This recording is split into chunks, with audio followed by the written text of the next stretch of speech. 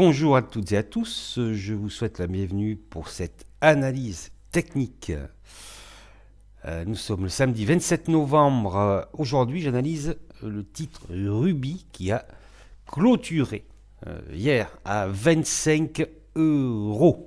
Le titre Ruby subit actuellement ce que je qualifierais de attaque algorithmique.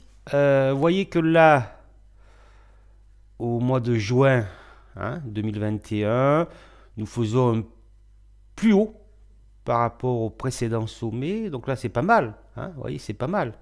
On peut même tracer un petit canal. Et là, nous avons la rupture ici de ce canal. Ici, on le voit, ce chandelier là, du mois de juillet vers 35-50. Et là, c'est la descente. Nous rentrons dans un cycle baissier sur le titre Ruby. Et là, qu'est-ce qui se passe ? Vendredi, nous faisons un gap baissier et nous rompons le dernier plus bas d'octobre 2020 également.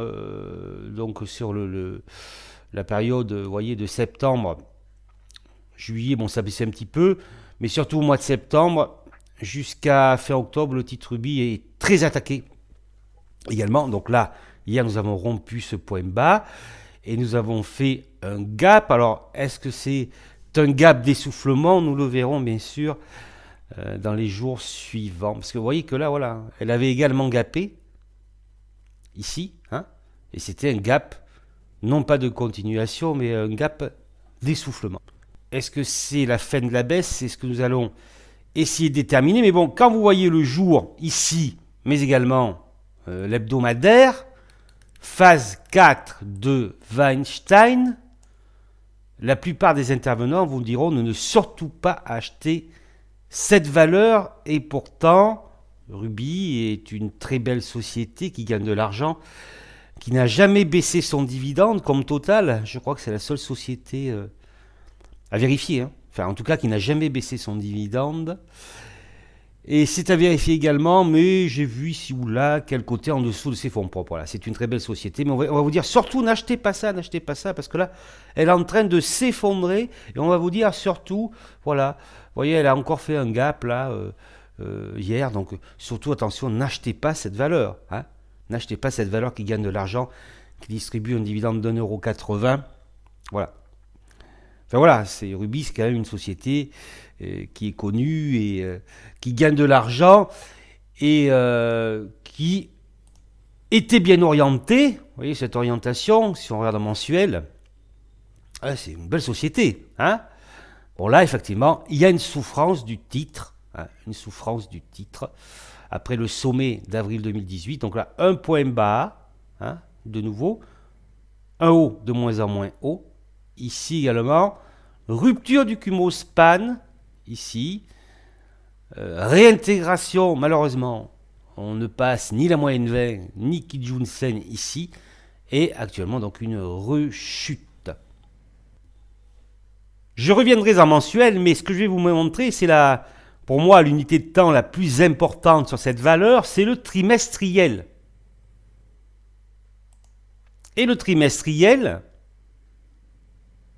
nous nous rendons compte que Ruby est dans une tendance haussière de long terme. Et pour quelle raison Ruby est dans une tendance haussière de long terme? Je parle bien de long terme, puisque vous êtes au-dessus du Kumo-span, du nuage, le Kumo, le nuage Ishimoku, haussier. Bon, et certes là, il y a une latéralisation, c'est-à-dire qu'il ne monte plus, mais vous êtes au-dessus d'un Kumo-span haussier, ce qui veut dire que ce nuage fait office de support. Alors, si vous regardez bien, voilà, on s'arrête ici. Nous allons nous arrêter ici. Pourquoi? Vous le voyez en bas, octobre 2022. Là, d'accord, octobre 2022, ce qui correspond au 4e trimestre 2022. Donc on commence ici, premier trimestre 2022, et nous nous arrêtons ici, dernier trimestre 2022. Donc là, nous avons une zone de support très importante, représentée par le Kumo-span haussier, et qui débute en cas d'intégration du Cumospan vers les 19,80. Voilà. D'accord? Voilà. Ça veut dire que si Ruby intègre cette zone, mais il n'y a aucune certitude. Si Ruby intègre cette zone, ça veut dire que la probabilité que ça reparte est très élevée. Voilà. Ça, c'est très important. Alors pourquoi? Parce que je vais vous le montrer en hebdomadaire, par exemple. Si l'on regarde en hebdomadaire, voilà, août 2011, le Cumospan retient les cours. Voilà, effectivement, il se latéralise, mais le Cumospan retient les cours en mai 2012. Le Cumospan retient les cours en mai 2013 et le Cumospan retient les cours ici en décembre 2013. Hein? Voilà. Le Cumospan retient les cours ici en février 2016. D'accord?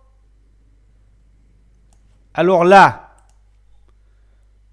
comme c'est quand même un Cumospan trimestriel, ça veut dire que là, effectivement, c'est un énorme support. Donc ça, c'est une chose qu'il faut savoir.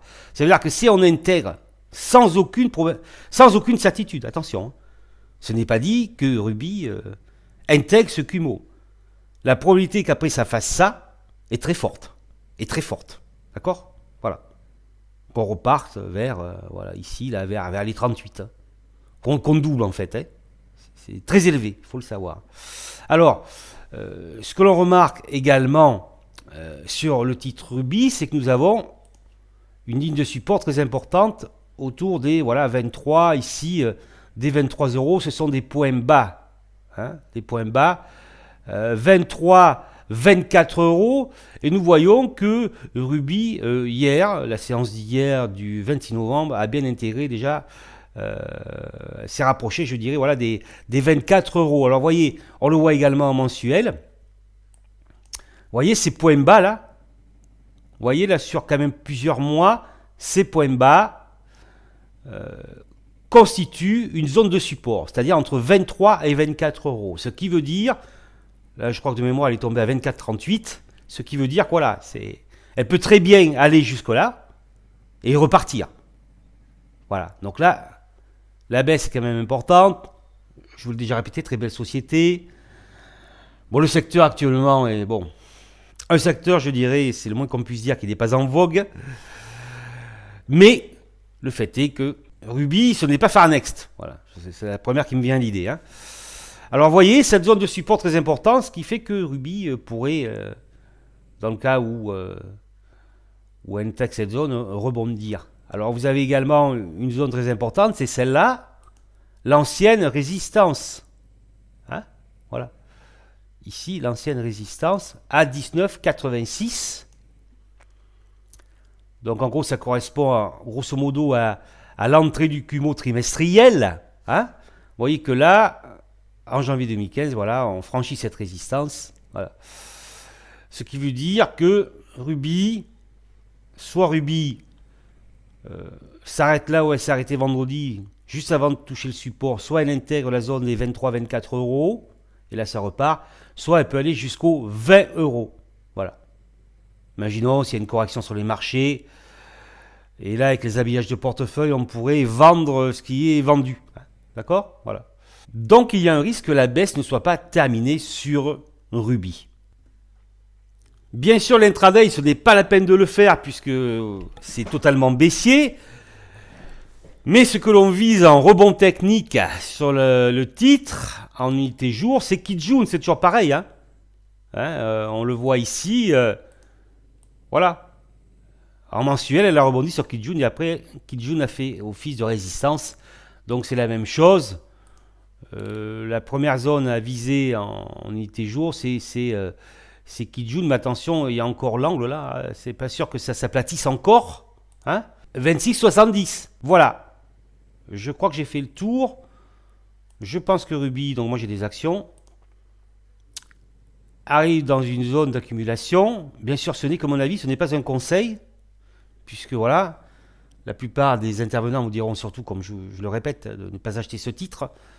Donc là, vous voyez les 23-24, mais on ne peut exclure que Ruby, en 2022, intègre le Kumo span trimestriel qui sera une zone très importante de support. Vous voyez là, voilà, on le revoit ici, hein, l'ancienne résistance des 1986 hein, qui correspond ici au Kumo futur trimestriel. J'ai fini cette analyse technique. Vous pouvez me suivre sur les différents réseaux sociaux, Twitter, Facebook, intégrer mon groupe Facebook. Et avant de vous quitter, bien sûr, je vais faire un peu de promotion. Ne manquez pas ma newsletter de novembre, la newsletter d'information mensuelle que je recommande. Voilà, où je parlais début novembre que justement cette hausse pouvait continuer avant une correction possible en décembre. C'est ce qui s'est passé. En novembre, ça continue à monter. Et vous voyez que là, juste avant le 1er décembre, eh bien, on attaque une correction. Donc, n'oubliez pas de regarder cette newsletter et je vous remercie de votre attention.